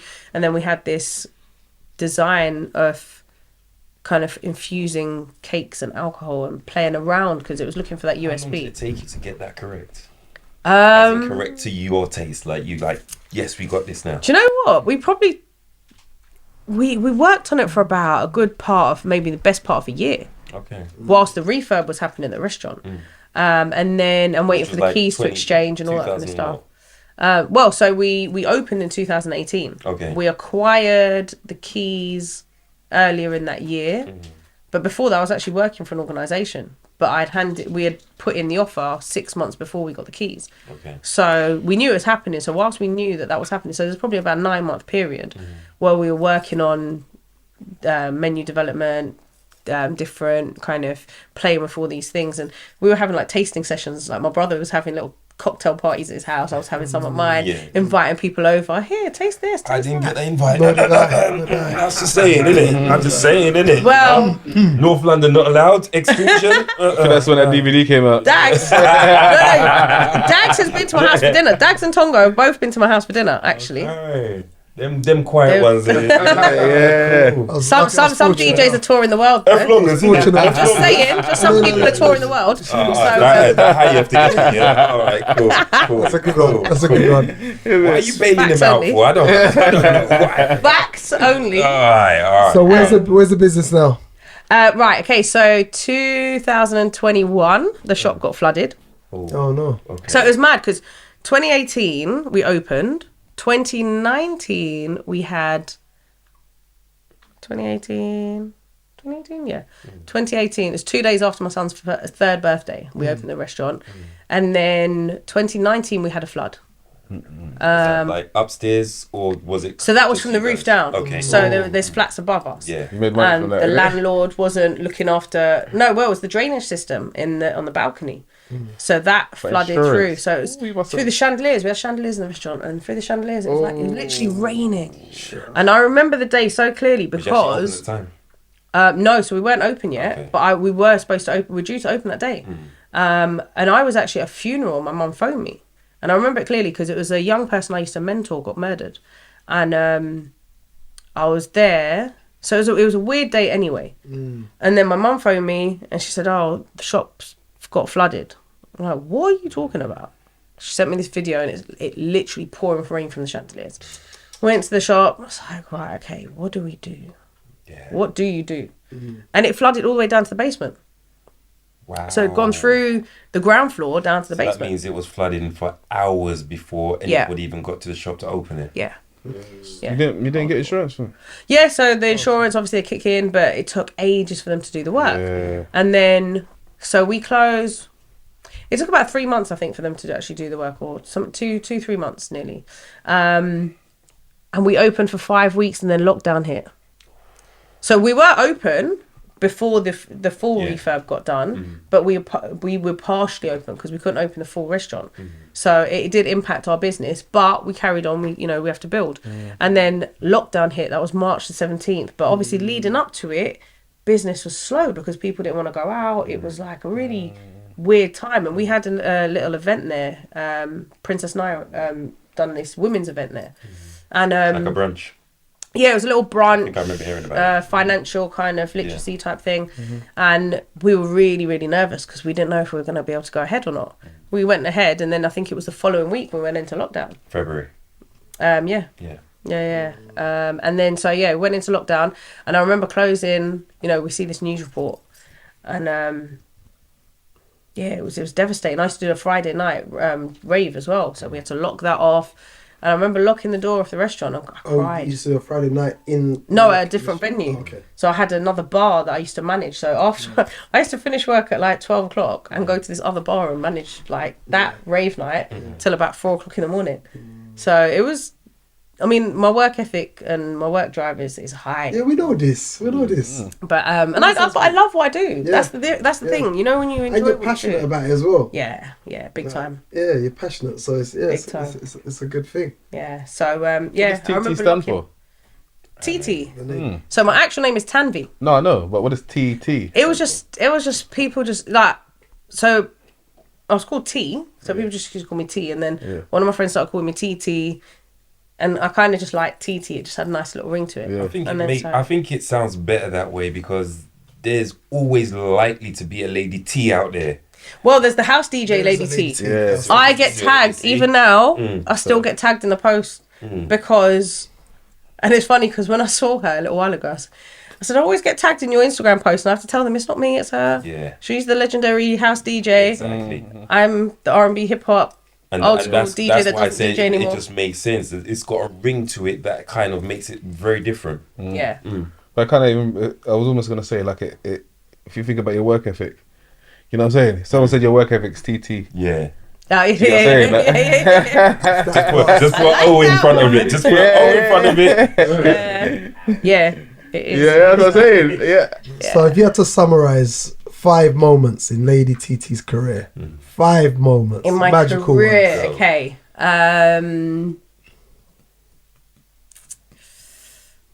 Take your time. This has been a long time. Proud moments. Who got that proud moment? You're like, Rod, is this me? Do you know what? Opening the restaurant was huge. That I think was like such a massive thing. But even it flooding, it was really heartbreaking. But then what's happened since then has been huge because from there we've spurned off and done other things. So we did a brand split. Myself and my brother done a brand split. Created a new brand with the restaurant. So like I said, we had a savoury menu. The savoury menu was as equally as popular as our dessert and cocktail menu. So we had to do this brand split to make it kind of, to make it clearer as well what we were doing. So Dope Birds is the savoury side of things. In the past 2 years since we flooded. Dope Birds. Okay. But we've won 5 awards for chicken wings. Imagine that. Yeah. You didn't in the past 2 years. That's my brother's side of things. But yeah, we just got an award the other day at Wing Jam. Wingfest. So Wingfest is Europe's biggest wing festival. Yeah, I remember. So we actually got Judge's Choice Best Barbecue Wing. So my brother he does all the sauces himself. Hey.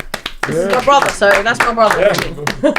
It's a family business, so it is. It's a lot of passion that goes into it all together. All of you came up with a concept together. And he's developed that side of things. I developed the other side of things. So you got a restaurant with that, or is it on?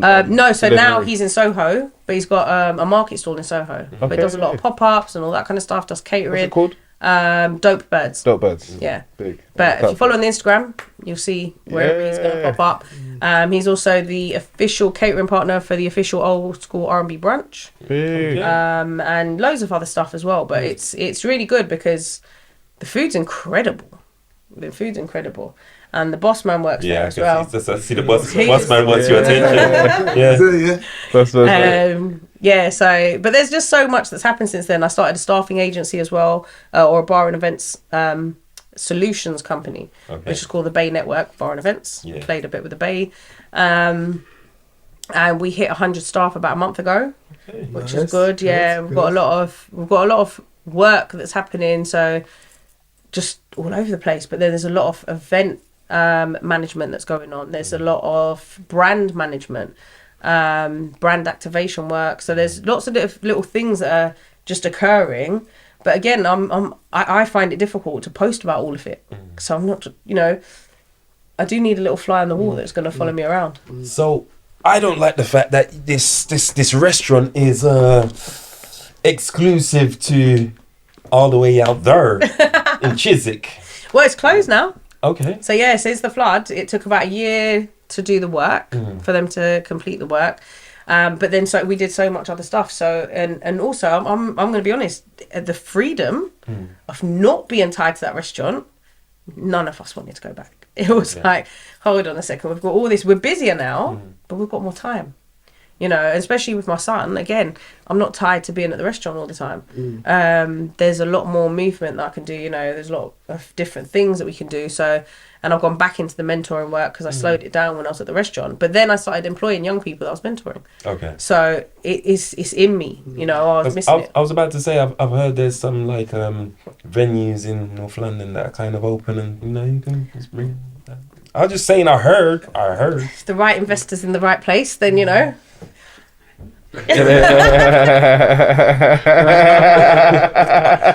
Sorry, I had spasm in my arm. It's all right. Yeah. If I went gym today, then it would have been all right. But pop-ups are always good. Pop-ups and collaborations and brunches, because it does help to just get the kind of word out there. And I also do the brand management for Port Royal Patties. Okay. So we've been doing Taste of Caribbean Festival, which has been absolutely great. We've been doing quite a lot of other work as well. We do quite a lot of community, getting Port Royal out with the community and supporting a lot of kids clubs and different activities that are going on as well. So yeah, just loads of little bits. What about an organisation where you take things, I don't know, I used to bring you some stuff, you used to store them. Oh, and take them abroad. Well, that was just things we were just doing ourselves. Okay. That was literally an independent project. So we were doing that in Jamaica for a little while, and then we started doing it in Gambia. Yeah. So that's still active now? It's just as and when we can. Okay. It's with, there are different people that want to do it as a more kind of structured thing. But that was just something we had opportunity like for shipping, or space and stuff like that, and just take it, if you're going to go set up somewhere, if you're going to do things somewhere, if you can help other people at the same time, why wouldn't you do that? Why wouldn't you do it? Yeah. And that's always been my thing. I just want to help. And my son says to me all the time, how come you're always kind to people? How come you're always helping someone? Why is it always you helping everyone? Let him see that. That's good. And I'm saying, but I also understand what it's like not to have people to help you. I also understand to do a lot. I've done a lot on my own, and I've always been the go-to person. So I haven't always had a go-to person. So I kind of always want to make sure everyone has got a go-to person. So ain't it confusing? How do you keep up with all these different projects, all these different partners? A lot of them are intertwined. Because if you think about it, a lot of the community work I get involved, the food and the drink side of things, the events that I do, I try to always have a charity element of them. But also my brain just kind of works like that. I'm good at compartmentalising. So, is there anything at the moment that you don't do that you want to do? Go on enough holidays. I need vacations. I haven't been away since 2019. I went Turkey weekender. Okay. And that was probably the last time I went on holiday. Hold on, and was you actually holidaying or was you working? No, I was partying. I was fully partying. I was networking a little bit, but no, I actually had a great time. That was like a nice getaway because it was an older crowd. It was structured very well. I didn't go to all of the events because I wanted tiring. to go do I wanted to go do the Turkish baths and that kind of stuff as well, and just enjoy myself. But it was a really good time, and we met some really good people out there. They put that thing together quite well. I made some really good friends from that. I went in 18. It's like I enjoyed myself. Like but it's a bit much, isn't it? Like before you know, like the people are knocking on your door for another party. You're like, look, I was trying to. Yeah, one of the days where I can party like 24/7. It's that was and it's funny because motherhood has changed like my whole ability to do stuff. I don't have it in me to party hard anymore. And I think you just get older and you kind of, your body's going to change, your metabolism's going to change. There's loads of things that change, but the hangovers change. Oh yeah, the recovery. The recovery. Yeah, like it's 3 to 5 business days now. What's your go-to drink? I said that wine I can't pronounce. What's your go-to? Oh, drink? I don't drink wine at all. So the one that you mentioned earlier. Pinot Grigio. Yeah. So firstly, I understand what I can drink. So I'm fine with Ray Nephew, but actually my drink is tequila. Oh wow. Yeah. Tequila and tonic. Yeah. So I don't have it as shots like what everyone. I have it as a chaser drink. It's a very clean alcohol. Silver tequila is like one of the most cleanest alcohols that you can drink. But also because I've got into the industry of mixology and all that kind of thing and cocktails and understanding different types of alcohol, it's a different appreciation for the alcohol as well. It's not just drinking to kind of be merry. Yeah. You're sipping because you appreciate it as well. Okay. So Have you ever tasted like authentic Mexican tequila? Yeah. So is there a difference between their tequila? Well, do you know what though? If I'm honest, when I had that, I was in Mexico. Yeah. But it was so long ago, I wasn't into it that way, so I didn't have any appreciation for it. It was just like, okay, great, this is tequila. So I'd like to go back because tequila is one of my favorite drinks. Okay. Very interesting. I've never heard nobody say it like that, or even put alcohol like that to say, just for the experience to drinking. Well, I'm doing Rumfest this year, actually. It. Oh, wow. Yeah, doing Rumfest this year. When's Rumfest? That is in October, the 14th and the 15th. Okay. That is going to be at Earls Court, so going to be over at Rumfest, which is, again, it's a great experience because it's more than just... So you've got all these different drinks that you can, like, taste and understand. Are you working as well as tasting? I am working. And, okay. Yeah, we're doing the food there. Okay. With Port Royal. So we do the patties, because obviously you've got to have some patties and some cocoa bread to soak up some alcohol. But you get to taste all these different types of rums. There'll be a coconut rum and there's a lot of independent rum brands as well. So it's nice to kind of see what everyone else has got. Okay. Is there anyone you want to shout out, like who's helped you throughout your career? Partners, gosh, DJs? Man, there's so many people that's helped me. Fire some off to us. It's so many. Put you on the spot. I mean, I've already said. And no disrespect to anyone else you miss out. No disrespect to. No, there's never a disrespect because there's so many people. I can't say that anybody in my career has not helped me to some sort of degree because we've built some really good relationships. The legend Dr. Psycho always had my back. Always had my back. Like, come on. Our birthdays are a day apart as well. Oh, is it? But with my hairdressing career, the man put me on. He's a hairdresser? Yeah. Okay. Yeah, so when I had just finished college, Psycho had an opportunity because he was with, do you know Minx? She's Minx, she's a host as well. She's a host, yeah. So, but she was also doing some stuff with, remember Rylan Clark? Okay. So they were doing this whole thing, and a lady called Helen, they were doing photo shoots and that kind of stuff for aspiring models. And he said, there's this opportunity. You can do it, can't you? I was like, I've never done it before. He said, you can do it though, can't you? I was like, go on then. Didn't know what to do. Yeah. But there was this really nice guy, another stylist there called Alexi. And he kind of just said, I was kind of watching him and was like, okay. Let's just do it. And just got into it, And then I was there booked every week. So and that was down to him saying, you can do it, can't you? Yeah. And that's what he used to say to me.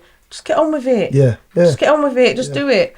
And we had one of our birthday raves together many, many years ago. In Wandsworth, there's a place called Blend Bar.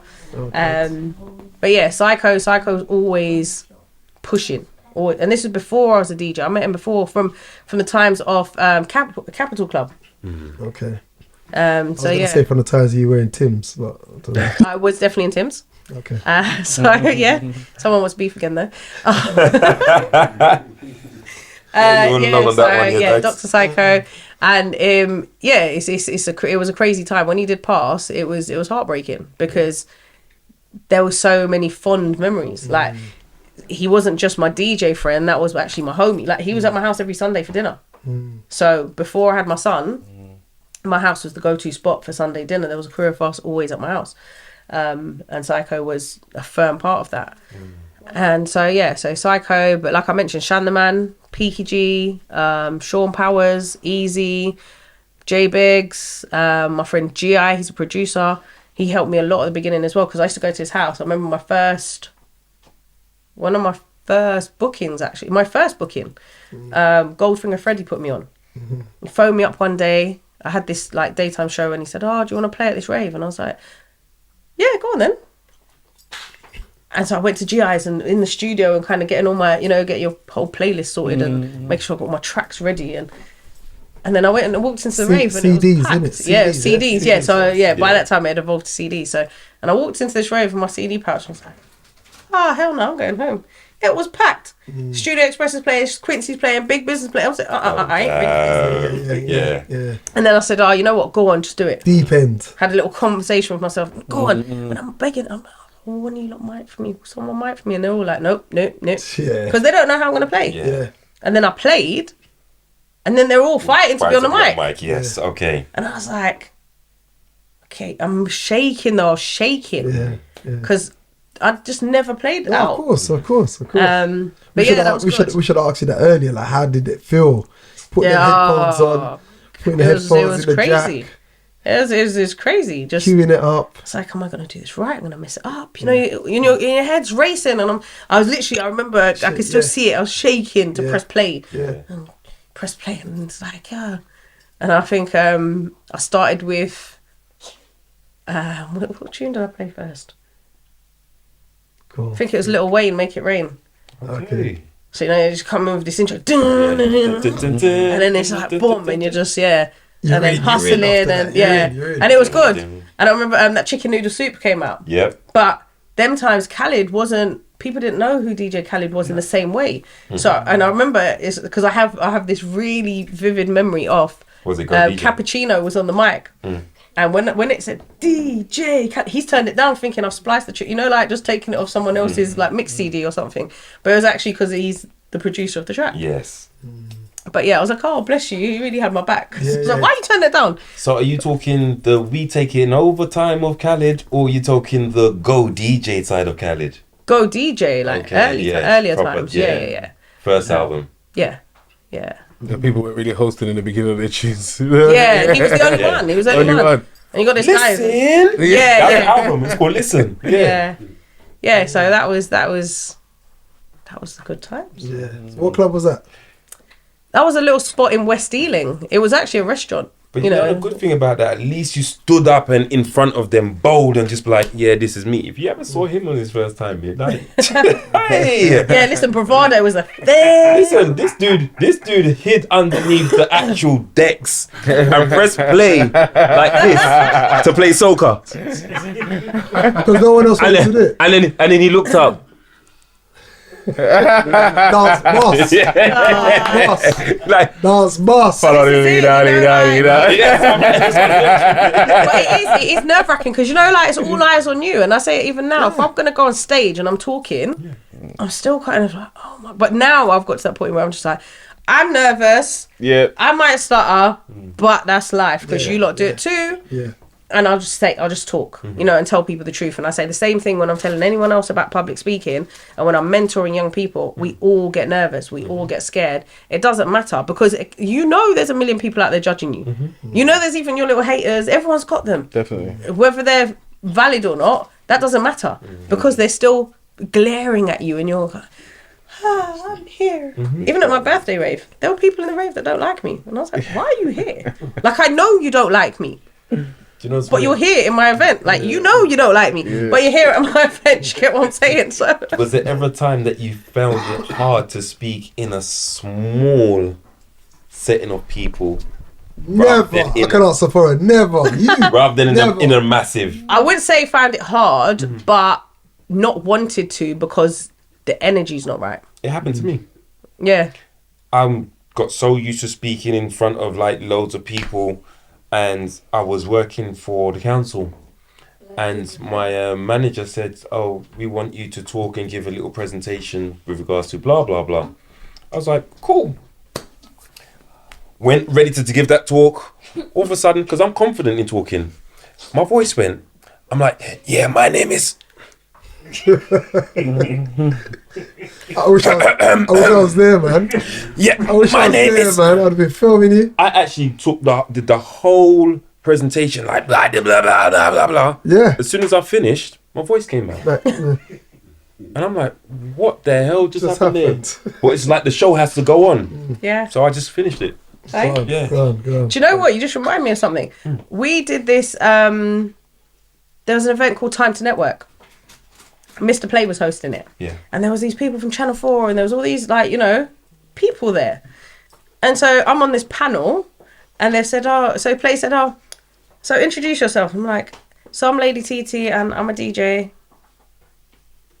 And that's it, just done. Afterwards they said, what was that? You do all these things and what was that? And I was Nothing like, else came out. brain freeze? Yeah. I couldn't, But again, there was, you know, I think the development, my self-development since probably in the last 10 years or so has been massive. So in terms of also feeling more comfortable, acceptance of oneself, knowing yourself better, forgetting other people outside of yourself, there's all these kind of things that do impact you. Because before you're kind of taking a lot more on. And when I was kind of probably at the peak of my DJ career, there was so much mad energy going on. It wasn't, I get probably more love now than I did then in terms of the real love, because there was, you're around a lot of fake energy.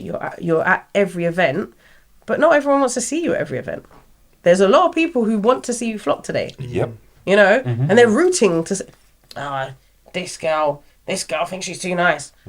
Everybody's got haters. Oh, she thinks she's too bad. I don't. I'm not on anything. Where's your family from? Ugandan Indian. Okay. Yeah, so my parents and grandparents are from Uganda, originally Indian. And then I've kind of grown up a lot around Jamaicans and Grenadians. So it's a lot of influence of culture, food, music. You just intertwine it into all one. Yeah. I do love how I've been brought up. My family's very mixed as well, so part of my family's Spanish. Okay. And so there's a lot of influence from that, especially in terms of food. Can you speak it? No. Can you speak any other language? I've got Indian, like even East Africa. Speak that's English. a big thing. I got my grandma's half Indian, I speak broken English very well. so it's they're actually saying you Ugandan. I didn't even know all this time I've known you. Like I didn't know that, but I didn't know that because there's a lot. That's why I'm just curious. Most of the Kenyans I meet here are Asian. I don't meet many like Kenyans that are black. Listen, if I had to make a choice myself, I would have said like Trini or something. always get- but you know that's what? Kenyans like that as well. Spidey said it. Spidey G said it to me. It's like, because he thought TT was Trinidad and Tobago. Before you was one of his, that's why he was like, "Yeah, come and join us, join us." You definitely look Trini though. Yeah, so everyone's kind of, but when I do a Brazilian night Okay. in one of the bars that I manage, and You look Brazilian as well. yeah, they speak to me in Portuguese, and I'm like, I don't know. Like I can take their drinks orders in Portuguese, that's fine, but don't try and have this whole other conversation, like, because I haven't got there yet. But I'd like to learn the language. So yeah, it's I got told I'm racially ambiguous. That's like, Have you ever had any racial issues? Like, yeah, loads. Yeah, like and from black people more than anything. Both. Both, yeah. So what's that been like? You want the water? Your boss. Innit? What's Sorry, that been? boss. What kind of? There's so from both sides of the fence, or from lots. I remember the first time I had a racial, like the first time I experienced racism, was actually from a black girl and a white girl. Yeah. I was at Brent Cross Shopping Centre, and I was with my gran. I was with my gran, my mum, and my cousins, and my brother. And I didn't even tell them about it because I just didn't understand it. Yeah. And I think I was raging, but didn't know how to channel it either. Yeah. Because I was about 13. Wow. And I had this T-shirt on that said black and white. In, like the teenage years. Yeah. So they said, "Oh, you're not black or white. You're a..." I said the P word. I was like... Now, I'm 13. They were probably about 17, 18. can't fight you, can I? Let's weigh it up real quick. Plus, I'm with my family. You got to keep going. Wow. And I hadn't experienced it before either, so New concept. yeah, it was a bit of a well, maybe I was about 12 actually, but yeah, it was a very new concept. So I was like, right, okay. And then yeah, over the years, it's different stuff that's gone on. When I was in college, I had a few things. They used to call me Apache Indian. They used to call me Black Pack. And I was like, yeah. What's that? Oh, get down. Just mixing the two together. Mixing the two. Yeah. I'm sorry. I'm slow sometimes. Yeah. But also, like, you know, there's been loads of different stuff, you know, from both sides, like Asian community and black community for different reasons. The problem of being able to fit into both is that you can't fit into any. Yeah. And some people just don't want you to either. Yeah. Or some people just want to have a issue with you, but they haven't got an issue with you. So let's find one. Yeah. And that's the only thing we can kind of pick the nonsense out of nonsense, because that's all it is just a bag of nonsense. Yeah. I've had even somebody try to go at me because I work with young black people in the community and said, they're not your kids. Because he said, well, why are you working with them? I said, because they're my kids. They said, they're not your kids. They'll never be your kids. So, every child is my child. Yeah. Doesn't really matter where you come from. You're still my child. Because it's generational. That's just how I behave, you know. I can meet your child tomorrow. They're my child. I'm going to look after them like they're my child. Yeah. Do you know what I mean? So you protect every children are the most innocent people in our right. and they're our future as well. Yeah, it's the horrible misconceptions of everything that is a problem, and people create their own problems for no reason. But it is, you know, and over a period of time as well, you learn it's nothing about you. Yeah, it's all somebody else's. Whatever it's all negativity that someone pushes out, it's only about them. Yeah, because you can't have a problem with me and you see me once every 5 years. That is definitely about you. They can't have a problem with you just seeing you out with kids. Yeah. And saying, well, you can't look after them because as far as they're concerned, you're not black or you're not this. Yeah. Yeah, because it's crazy. And, you know, so the things that people do want to come up with, I mean, you know, you hear rumours about yourselves, you know. Yeah. You probably have had it as well. You probably have it, you know, because you talk to a girl for too long when you're DJing and she was just in your ears telling you about, can I request this song? What song? It goes do-do-do-do-do-do. I can't hear you. Yeah. What song is that? Yeah. But you were talking to her for 5 minutes too long. Who's that bitch? Yeah, we've had it. Yeah, come on, everyone gets it, you know. And because I've got so many male friends in the industry, they're like, but you have the same conversation, you have the same issues that we have. I'm saying yes. You have them in relationships, you know, you get in a relationship and it's like, oh, you're around too much, man. You're out too late. You're always playing out. Everybody knows you. Yes. So you're talking from experience there? Yeah. Relationships you've had. Because you know, like even when you see these memes and they say, oh, if she knows every bouncer when you go out, the red flag. I'm like, hi, I'm red flagging. Yeah. I know all the bouncers. Your partner will definitely have to adjust to you.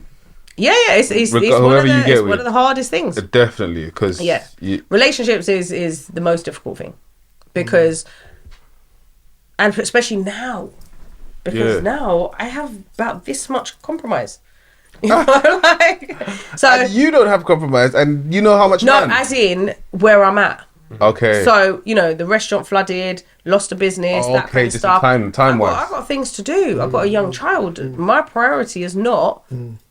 You and your noise. Yeah. So you see, as soon as I hear that, oh, but you're not making time for me. See ya. Oh dear, guess who's getting no time? Yeah. We're back here again. So you're like a bandit, isn't it? You're like the bandit. And I get told that all the time, but Peace out. Because we're the ones you usually hear that and be like, okay. No, but I have very little tolerance for the noise. I have very little tolerance for the noise. You know, you're gonna moan on my phone line. You're gonna message me and say, oh, when am I going to see you? But you're not making time for me. I told you this from... I come with the whole... That's in January. Let's get past this part quickly before you embarrass too many. I can't believe you went on the podcast and talk about it. But that's all of... it's I didn't mention your name, 90%. Tyrone. Exactly, I did not mention your name, Leon. On that note, Lady TT, where can we find you? Social media. All of them, all of the social media. What's the social medias? So if you go onto my Instagram, which is at LadyTT_official, you will then see my other pages as well. Everything on there. And that's where you can find You got a link tree? Because I just had up a link tree the other day. So Good, I you need know? to. I had one. decent. I deleted it You got OnlyFans, Dagz? because it wasn't. Nah. Soon though. Soon. That's a whole Another It's podcast. called Only Dagz. All right. TT, it's been a pleasure. Oh, thank you so much, guys. High five, man. First female on the show. Hey. So thanks for your time. It's been nice. Thank you.